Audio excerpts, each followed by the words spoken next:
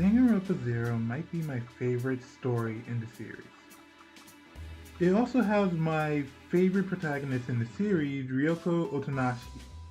There will be heavy spoilers for Danganronpa 1, 2, and 0 in this video, so please, if you don't wish to be spoiled, please leave.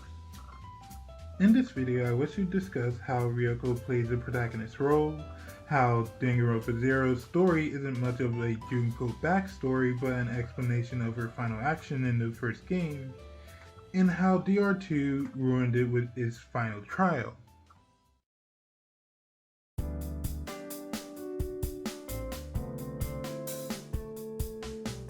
Ryoko as a protagonist is interesting as, similar to Makoto, she isn't meant to be a main protagonist. Whereas Makoto is a character who is led into the protagonist's seat from his side character role, Ryoko is dragged forced into the protagonist's seat from the sideline. Ryoko does everything in her power to not be included in things. She sees a dead body after receiving a letter, leaves the scene immediately. She sees someone threaten a person for information from her, leaves the person to die saying it's their own fault, falls into a rally that is about her, just out of there not trying to find out a thing. Even her gimmick of forgetting things is something you give a side character for the intent of recapping events.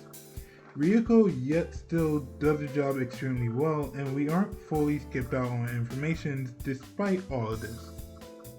She should be the worst type of protagonist ever, and yet she is probably my favorite, just because of how much she is an anti-protagonist, and how much she still is into the role of the protagonist. I think two of the best examples of her as a resentful protagonist are her fight with Ishiki and her witness of the rally. In her fight with Ishiki, she is first observing fake Junko fighting him.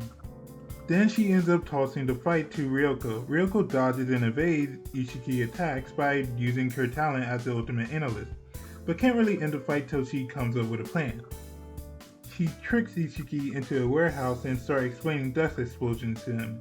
He thinks that what she is setting up, only for her to push a shelf on him and say that there's no way she could do such a thing. Then the very next scene, Ichiki's brother arrives and punches her, breaking her ribs, and fake Junko saves her again. This whole fight shows her as a pathetic person who can barely accomplish anything on her own, but also shows her potential that explains how Junko was able to read so much into the series. The second example is a rally. Ryoko falls into an area where normal students with no talents reside in Hope Peak. Ryoko immediately wants to leave despite how nice the first person she meets is to her. She's doing everything she can during this rally to leave. She has no interest in what's going on the screen or the actual problem at Hope's Peak. All she wants to do is get out, and we the reader might want to know more, but have to go with Ryoko, and we also understand why. Despite that, we still had to see the pep rally just like her, which brings her closer and closer to the actual source of the problem that is happening at Hope's Peak currently, that she has no way of actually getting out of now. She's being too deep in it.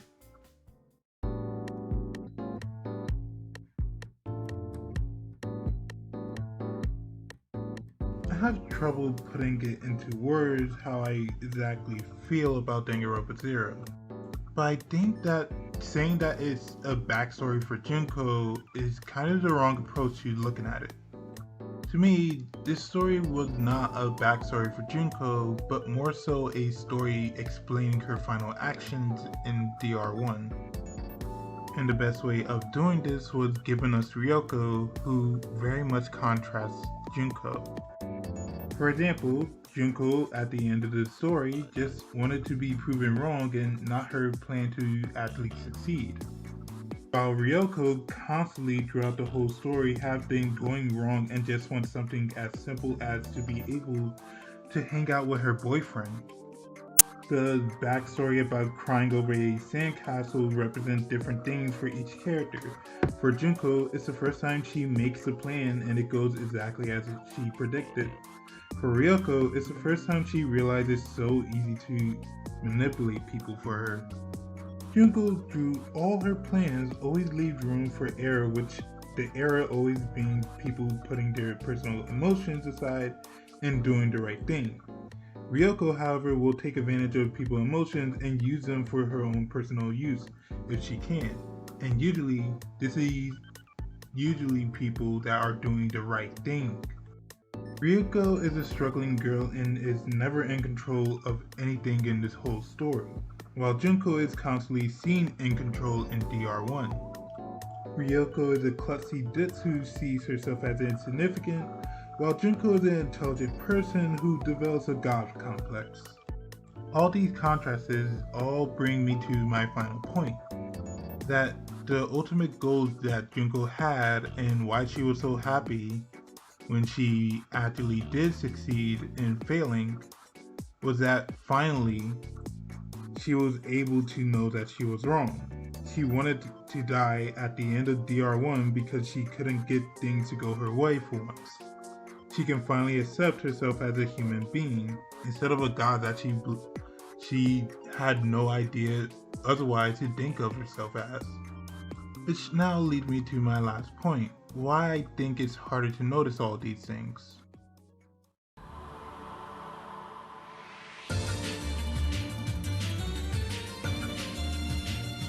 In single action, a lot of what Ryoko sets up is lost. In the final trial of DR2, there are two quotes during the trial from Ryoko, being "Where's Yosuke?" and "Ryoko never existed." She also has her notebook as a gift item in the mana machine, but it doesn't really matter to my main point. My main point is that Ryoko doesn't really need to be mentioned or really talked about in this game. And she is right there only because Junko is there. The final trial having Junko be brought back is what is the biggest problem with this trial.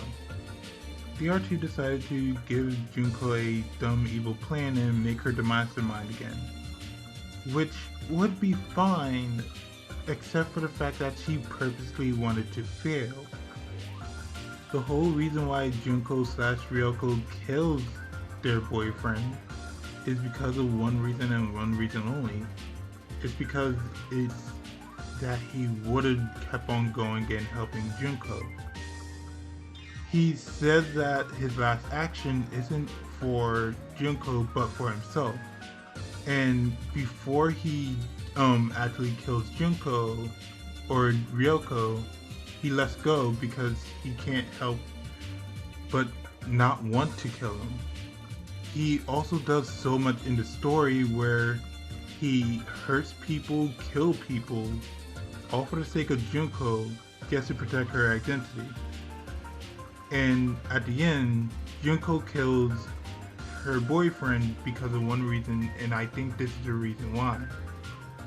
Because she sees that he is a lost cause who will endlessly help her with no hesitation. Junko doesn't want people to do what she said. She doesn't want people to see her as a god or revere her in any way. She just wants to be seen as human. And that's kind of something that I really think is lost here. By the end, she has trouble seeing her own actions as human. She sees it as robotic and excuses it as despair. But her final moment, she cries because she can't even believe that excuse for herself. The killing game in DR1, where she finally gets a chance to be wrong, she happily accepts it, and there's no reason why she would set up a backup plan. It's not like her. In fact, she leaves so much for plans to fail with no recovery. In DR0, you constantly see Junko more and more get more enraged and bothered by her own talent in her backstory. And you see that she wants to be proven wrong, but she can't be proven wrong. Every time she does a plan, it goes exactly as planned.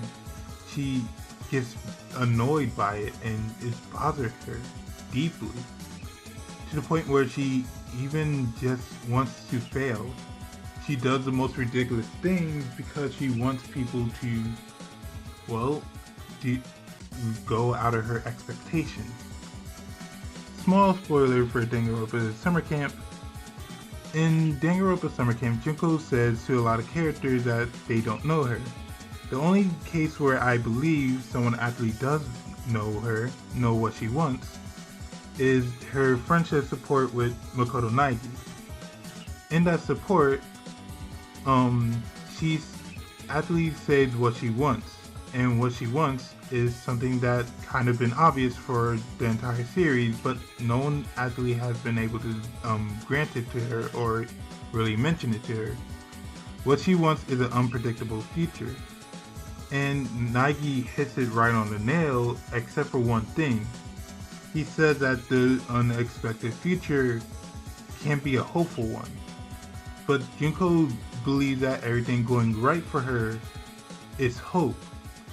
And so it's hard for her to believe in the concept of hope because she's so in depth with an unknown of failing.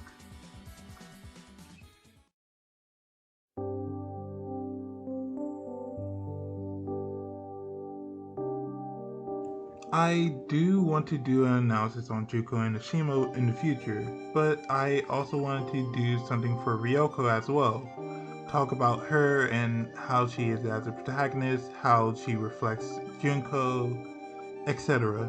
Mostly I just wanted to talk about Danganronpa Zero because no one really talks about Danganronpa Zero. But I do plan to just actually one day do a full-on analysis on Junko. She might be my favorite character in Danganronpa 1, and there's a good reason for that. I don't plan to explain it now, but thank you guys so much for watching. I hope you have a wonderful day. Take care.